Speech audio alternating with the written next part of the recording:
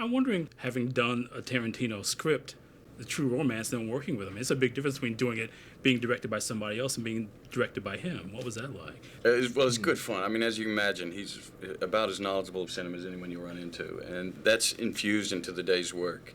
But the set is church. He is God. The script is Bible. And no heretics allowed. Yeah, that's true. I like that. I like that. I'm going to use that one, too. Right. Did you feel I'm going to put that in my routine. Well, I'll tell you what I was most impressed about. Because the script was so tight and so good, and yet Quentin wasn't precious about it like I would expect going into it.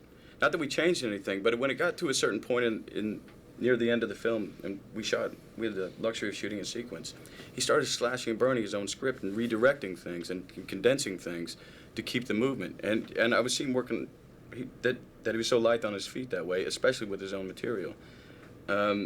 You talked about when we started about the arduous longevity of Grindhouse and how it just zapped the energy, and that you wanted to go in, we're going in 6 weeks, we're going to start shooting, and we're going to go at this pace, and we're going to get it done, and I really want to rely on decisions I have to make, I'm forced to make on the fly.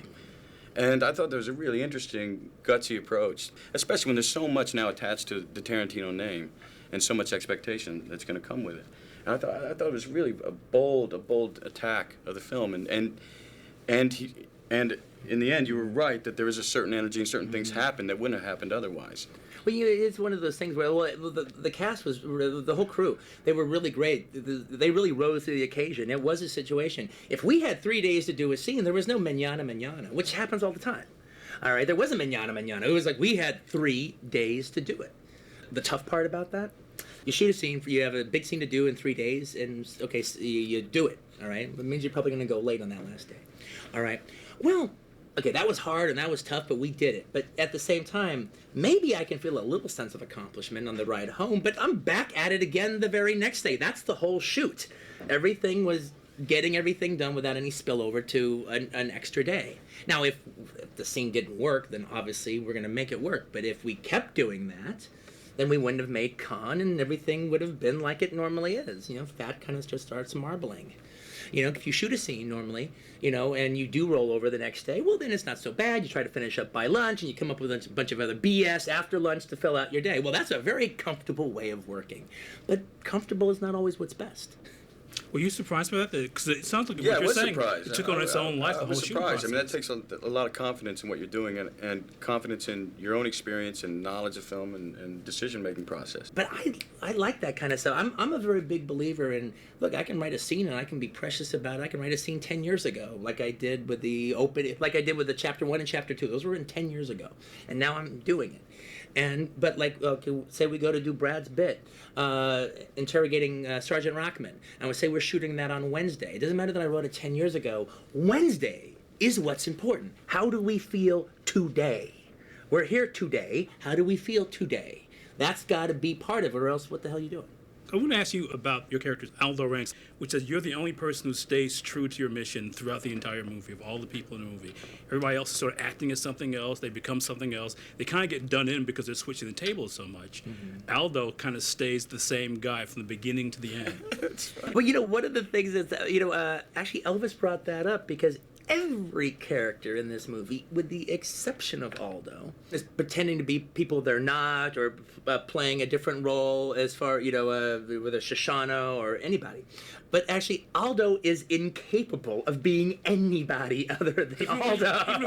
Even when he tries his best. He's not throwing it away. He thinks he's doing a good job. I just saw this documentary that Morgan Freeman actually produced. Prom Night, Mississippi. Yes, that's a great movie. Yeah, it's really good. But you remember there was one father, his name was Glenn. Glenn, my name's Glenn, and you either like me or you don't. I hope you like me, but if you don't, well, I'm Glenn. And that's kind of that's kind of that Southern thing. That's just it, though. I mean, it's almost like, in some weird way, you conceive the character to be played by somebody who would be that bold. Oh yeah, no, there's the rat's rat and wrong's for nobody. All right, there's definitely that kind of attitude. I wonder where that character came from, the set and the jaw. I don't know. Those things just emerge, Just you're working on the dialogue and something starts to take shape, and suddenly it lends to. it lends it to that kind of characterization because that's a really kind of a bold thing to do. I mean, just sort of saying, or I'm stupid. Here. We'll find out. But you kind of, I mean, you must have felt like, I know this guy and I know how to play it. I mean, when you saw this. Yeah, it just felt right. So I groped my way through characters. I call it groping because I feel my way through it, but having done it for so long now, I can get there pretty quickly. And if it felt right, and if it feels right at this point, I don't argue with it. Unless someone tells me that it's out. No. He's, you know, if I don't get called off, I'll run with it. His instincts, but the physicality of his character is. They're just right on. They're just right on. You just don't question I'm a them. dancer. I mean, but when you look, but if you look at Snatch, it's the same thing. All right, there's just this character and behavior that comes out, and that can't be written. The physiology to actually make the character come alive, and he's kind of a genius about that. Yeah, but I've talked to you about this before. I asked you about that whole physical thing because it's almost like you figure out a way to play a guy physically, and stuff comes from that. Yeah, for me, I'm not the most articulate of. I would actually, No, it comes from the. Jesse James. It was like, that's a very physical performance, it's about demeanor more than anything else. Yeah, I mean, yeah, fair enough.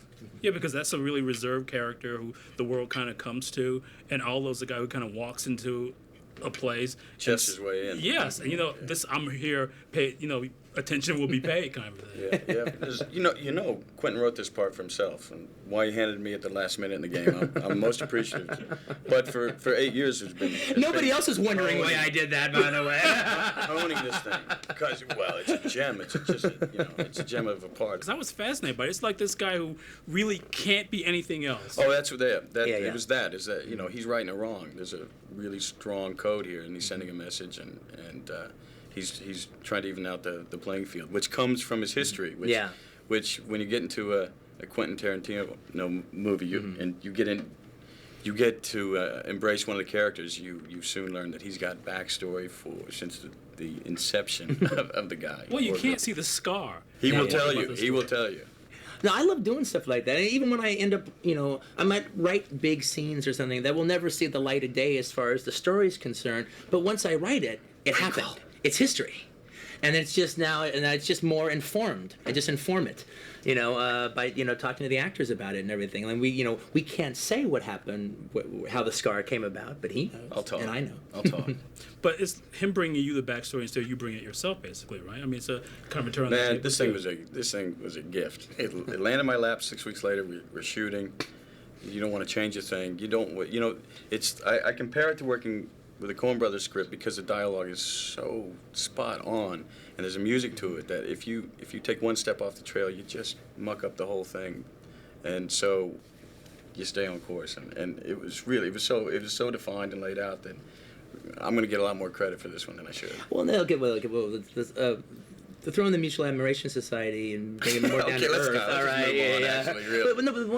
I do want to say. Well, I want to say one thing because he's very generous. But one of the things that was really great about working with him on this was, the character's right there. The character's right there on the page. But unless it's perfect casting, it's going to stay on the page. It'll never be as good as it is on the page unless the casting is moi.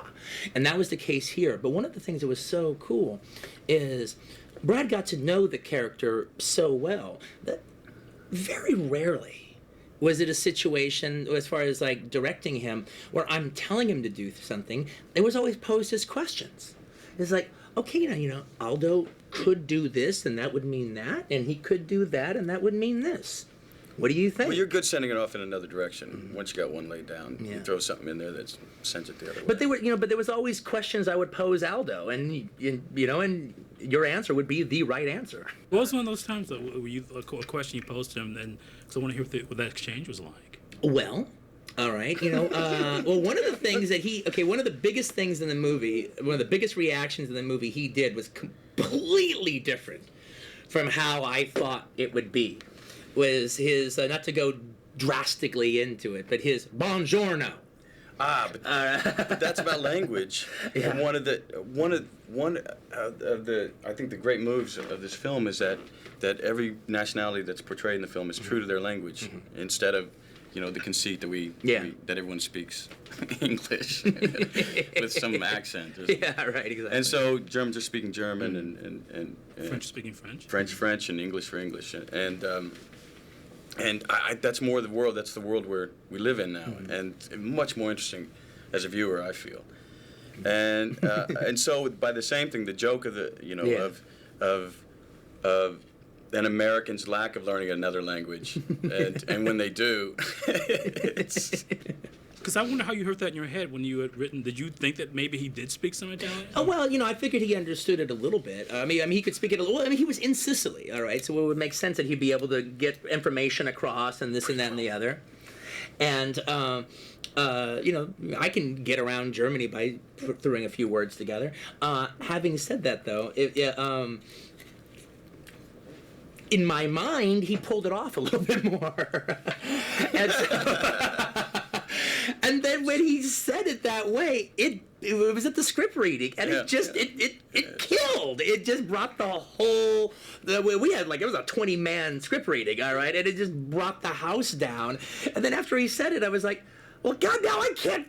Now you've ruined it for me. I can't hear it any other way. I don't have a choice. I have to do it that way now. Now, did you always hear it like that when you saw the script? You thought this was going to be a guy who. This is the way. But that's the thing. It? If you come from with any kind of Southern dialect, it's so hard to. It takes years to erase it in increments. So. But it's also seemed to be too about what that. It's true to form, really. Yeah. But what that. It's very it's very organic, and it just actually shows what a dumb plan it is. What were these idiots thinking? But you gotta take the shot. You gotta take the shot. Exactly. But I also seem to be about that thing. The thing they can do is that thing they do, which is to go into a room and kill everybody. Yeah. And when it comes to doing something else, I mean, they're completely out of their boathouse. Yeah. That's how it plays for that. But that also seemed to be too about what that period would have been like for an American. I mean, Americans were sort of insisting on being American. The idea of learning another language just would have been like a weird thing anyway. I mean. Well, I mean, I think one of the things that's kind of fascinating with the about the war itself. And one of the reasons I wanted to really make a big deal about language in it, it's one of those nice, it's like kind of a metaphor, and it's actually a practical, what the movie is about, too. Look, World War II was the last time a whole bunch of white people fought a whole bunch of other white people. All right, so you have a situation that if you can pull off the lingo, if you can pull off the language, you could survive in an enemy territory. You could infiltrate a different army, whether it be Germans infiltrating Americans or Germans infiltrating the Czech resistance or people infiltrating the Germans. All right, that was a possibility because of that situation, but it depended solely on language. But even just survival, people's life in Europe at that time, could live or die by them understanding German. Do this. If you don't do it, you get shot and you get kicked off in the ditch if you didn't understand the order. And that happened all the time. And that's the thing that when they leave out of the other war movies, because in Where Eagles Dare, German is English, and apparently Richard Burton and Clint Eastwood speak German so magnificently great. All they have to do is put on a costume, and they can hang out in the Generals Club. All right.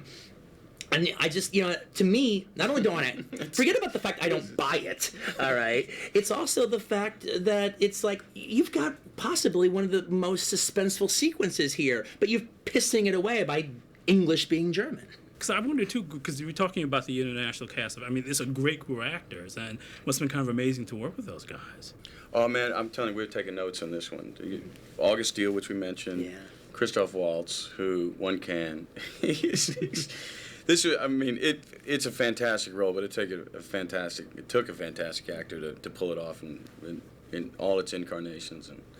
And who else? Daniel? Yeah, Daniel Bruhl was born to play the role. It's just almost can't even imagine the movie without Daniel being that guy. Michael Fassbender's a find. He's going to do some really good stuff. I'll tell you what was great was seeing this film with the German audience. What was that like? It was fantastic. I think they enjoyed it more than any audience, actually. I can't imagine, actually, that screening will ever be duplicated again. There was something really special that happened that night. There was something German about. There was something a mood in the room. There's two things going on in particular, I think. One was the fact that the movie is filled with all these terrific German actors, and so there was this genuine pride, absolute pride of what was going on. Man, look at our guys, man, they're kicking truly, fucking ass. I mean, they're usually relegated to national cinema because Yeah. they're stuck in the language, and here, they're on the international forum and amazing performances. But As there good was- as anything anyone's doing. But there was something else. But there was something else. And this was the lightning in the bottle it's aspect. history. Was the fact that there was this moment in the film. Well, this as the movie's going on, at the beginning, we made a big point about. Most of the movie, it's Nazi, Nazi, Nazi. But in Aldo's speech at the beginning, it's the German will fear us, and we will do this to the German, we will do that to the German. I did look around a couple times. No, there's a moment where you're kind of cringing as you're sitting in a room full of Germans as it's going on. But you have to realize something. When it comes to World War II movies, Germans are used to cringing, all right? That is their constant state of being. They are used to watching these movies through the eyes of guilt, all right? And that is always how it is. Well, becomes this moment in the film where the laughs kind of start, and then they kind of keep going, and they keep going, and then all of a sudden you actually had a German audience thinking to themselves, wait a minute, I'm actually watching a World War II movie that I'm allowed to enjoy. I'm actually allowed to laugh at this. I'm actually allowed to enjoy this movie. I'm actually not looking through eyes of guilt. I'm actually into this story. And it ended up being a very liberating thing for the theater. So you got to imagine you got a couple of generations that are living with the shame of their nation that they didn't have anything to do with. They were born into it, and they have to carry it in some way. I mean, if anyone has bringing down the Third Reich fantasies, it's the last couple of generations of Germans. And just even looking at the reality of it, think about any of the German actors in my movie. Almost every single one of the males, man, they've put on a Nazi uniform before. If you're a German actor, at some point in time, you're going to play a Nazi or a couple of them, or three of them, or five of them. Except for Till Except for Schweiger. Till. This was the first time he actually would put on a Nazi uniform because he knew he got to kill Nazis. When we had the read-through, it was the German actors having the most fun on it. And again, I think it's because they got to tap dance on this thing they've been carrying around, and it felt the same. It felt the same thing through the screening. One of the things I figure has got to appeal to you about this is that it's really an ensemble piece. I mean, It's absolutely an ensemble piece, yeah. and that the idea, I mean, because you've done a lot of that stuff, and I think you're really great in these ensemble pieces, that you can sort of step back and realize it's got to be engaging for you to be a part of a cast and not just running the whole show or being dependent on running the whole show. I do like that about. I mean, you'll see right down to the day player. Everyone's got something going on in this, and and they have their own backstory too. And Herman number 3 is good. Herman number 3. But which is not usually the case. Usually the peripheral actors are sometimes there ungloriously to support who's ever in the close-up. And there are people who make me laugh who are just there for one scene. It's really got something going on. Just great stuff. Now I forgot. I wandered off again. But you're talking about the whole ensemble aspect of it, and that's the thing that everything. Oh yes, but I'm hangs not on. looking necessarily for either. It's just at the end of the day, it's most important to me the company you keep. It's about the life experience. Yeah, really. But this is, I mean, you mean when you met with him, because I remember you were going over, you were saying, I'm going to see Brett in a couple of days. What? I'm sorry, what? You doing That was what? just protocol. I was already in. Just an excuse to go to drink. Well, one of the things that was actually Come to funny France. is, I'm not friends with that many agents, but I'm actually friends with his agent because his agent is also Uma Thurman's agent. I've known him for a long time.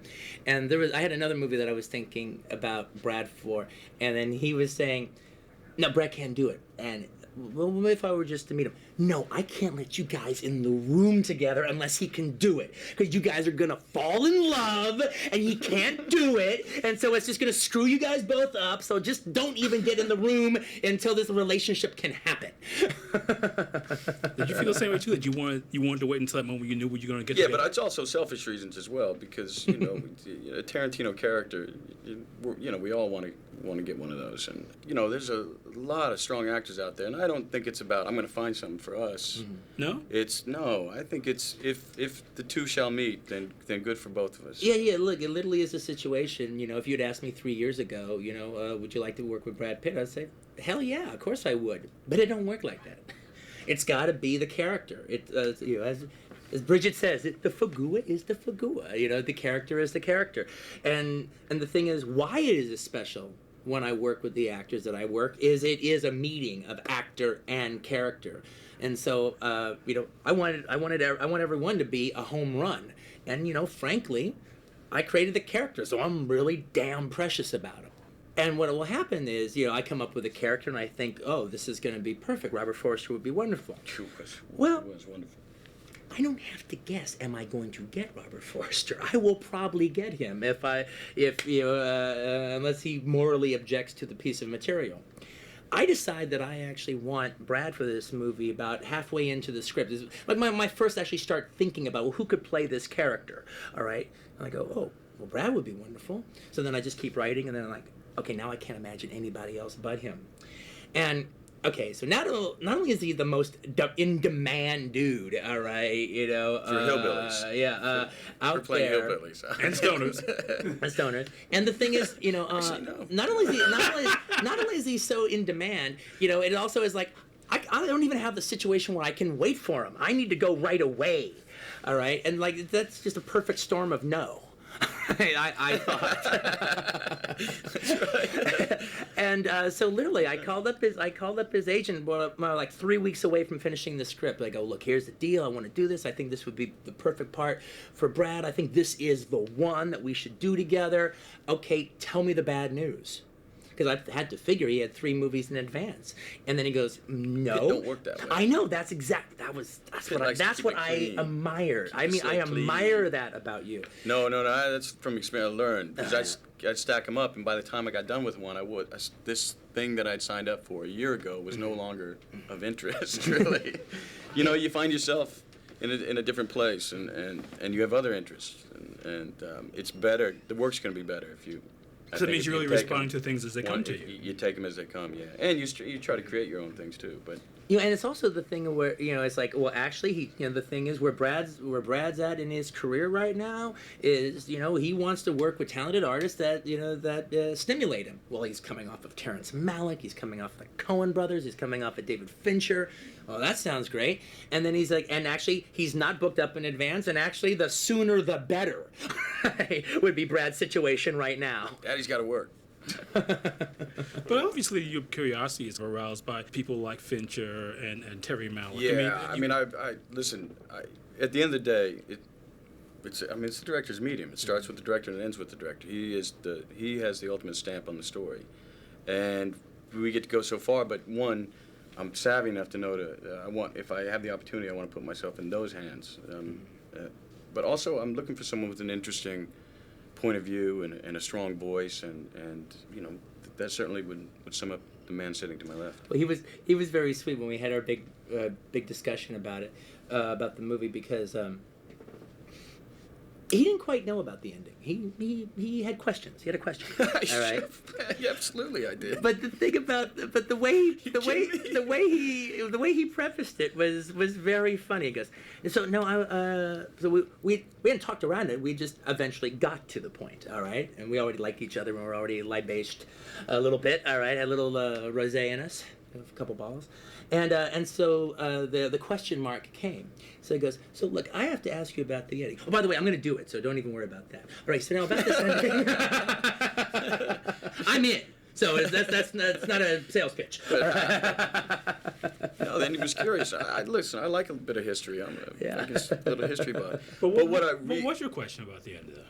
Well, we're not actually. We don't want to say it out loud, but there is a point in the movie where history went this way and we go another way. We do have our way with history. Yeah. Is that true? Because it seemed all new to me. I didn't know this part of German history. I'll tell you something. But what I did learn is that you were so well studied in the war, in all aspects of the war, and the characters and different sides and where they were at each point in the war. That it was all based, just like the language itself, and the use of language in the film. And the language becomes a character. That actually informed. Yeah, it was actually well researched. I found Quentin actually far more knowledgeable about the war than I did. And then to take those leaps, since it was based in reality, there felt like great room for it. My question was about tone, really. Yeah. And it took me. I remember waking up about 3 weeks later and going, oh, I know what the bastard wants to do with this. I get this now. We're gonna have a good old time. You know, and it's that rewarding, you know. And he was funny because he showed up on the set without spoiling the visual. I mean, Yeah. come on, Yeah. come on. He showed up on set. He goes, you know about the question I had? I've got the old time religion on it now. Inglourious Bastards, where even history gets bastardized. Yeah, right. I just feel like you're seeing something like that where it's also work, it's also intricate. You know, it's got to make you think, well, how's this going to play out? I want to be in this movie just to see how it plays out. Well, I mean, to me, as far as like the structure of the piece is concerned, it's like it's structured around three characters. You know, the first chapter is the introduction of Londa. All right, the second chapter is the introduction of Aldo and the bastards, and the third chapter is not the introduction of Shoshana, but setting her up. So they are our three lead characters, and they have three separate stories going on. Now, from chapter 4 to chapter 5, now it's the adventure film. And it just goes all the way, and the characters start overlapping, and this happens and that happens. But, you know, I am basically structuring the whole first half of the movie with a chapter each for my three leads. And then it's just watching them commingle. You know, we're used to the normal screenplay, which works in 3 acts, and it's usually in succession of events, and they're all connected in some way. This worked more like a novel in the sense that it was 5 distinct chapters, and one chapter would immensely focus on the detail of a moment, and draw and let that moment breathe, and study it, and then we would jump through time. There'd be big gaps in time. We'd move on to the next section. It was like when a painter paints just the bends in a figure, Yeah. but when it's all together, the whole figure is there, and I was really intrigued that it could work in that kind of structure. Because that whole sort of time thing, you almost find yourself wondering what happened to these people, because time, there are these big gaps that you talk about. Well, like for instance, in the case of Shoshana's character, in the script, I wrote a sequence that I didn't put in the movie that lays out a little bit more how she got involved with the cinema and gives you an idea how she survived from 1941 to 1944. Because I felt in the script you needed it, or else you'd be, well, what happened? How did this happen? But in the movie, I felt you didn't need it. You know, there's certain things you just don't need when it comes to storytelling when you're dealing with pictures as opposed to words. And then not only did I not feel that we needed it, I don't even want to include any of that scene, even though it was a very good scene. I don't want to include any of it on the DVD or in anything on it anymore, for the simple fact that I don't want the audience to know what happened to her from 1941 to 1944. I want you to decide. That's like a whole other movie. And if I can't show the whole movie, I don't even want to show a scene of it. I want the audience to figure out how she survived. How did she get this cinema? But if there's a thing that we come to expect in the Quentin Tarantino movie, it's that things aren't over-explained. You know that thing you get in a movie where somebody says, this is who I am, this is what I'm going to do, then they do it, and then at the end of the movie they say, this is who I am, this is what I did. Yeah. Knock it out. Yeah. Hits a car window. Or they have the whole movie where like there's a secondary character throughout the whole film, and the only reason he's there is for the hero to explain to the audience via him everything that they're doing. And that's the one thing that you work pretty rigorously to avoid. Yeah. And I got to figure that's got to be really attractive to you, too, to know that these people are going to be who they are in the moment, and we have to live with them as an audience. And that it's not over-explained. When do you see 11-minute, 15-minute scenes sustain themselves like this? What's the longest scene in this film? Probably the opening? tavern. I would say the tavern, probably. How long? It's about 30 minutes. But that kind of detail, I mean, it humanizes the whole kit and caboodle. But it's all built on what's happening in that moment. Yeah. Use that word. A lot of metaphor mixing here, but that's okay. But it's that thing about living in the moment, which is so much what your movies are, about things happening at that time, and that those details you're talking about build to those moments. Well, I mean, I think there's an integrity in my work that you don't have expositional kind of stuff. And now as a writer, you do actually need to explain a few things. And so part of my plan, my method, is to bury it in so much minutia about nothing that you don't realize you're being told an important plot point until it becomes important.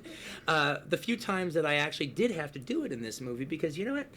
There was an aspect about making an adventure film. At a couple of times, I actually had to explain the plot a little bit to to get you to the next point. And in both of those cases, which is like the Mike Myers scene and then the scene in the vet, I'm almost doing a parody on exposition scenes. Okay, no, we are copying that this is an exposition scene, and we're gonna do a great one, but it is an exposition scene. Was that a concern of yours? Because it's a lot to take. It's a lot to take in with all the dramatic stuff that's going on. I think if you're gonna go to Nebraska, you gotta go all the way. I should go with Kit and Caboodle. I mean, you can do a whole book of these things at this point. I'm in my. He's starting to channel Aldo a little bit, all right. My country themes. But since you're talking about all this, what do you guys say when people ask you what the movie's about? I mean, what do you say? I actually loved it when you were on the Charlie Rose show about Benjamin Button, and Charlie Rose goes, "So I hear you're doing a movie about World War II." Well, it takes place during World War II. I don't know if it's necessarily about World War II. It's fair. To me, it's the cap on the Nazi-focused film. It's just to end all films. Yeah. Where else are you gonna go? That's one of the things that's one of the things that Christoph said. He goes, "I think Quentin has killed the German Nazi film for all time."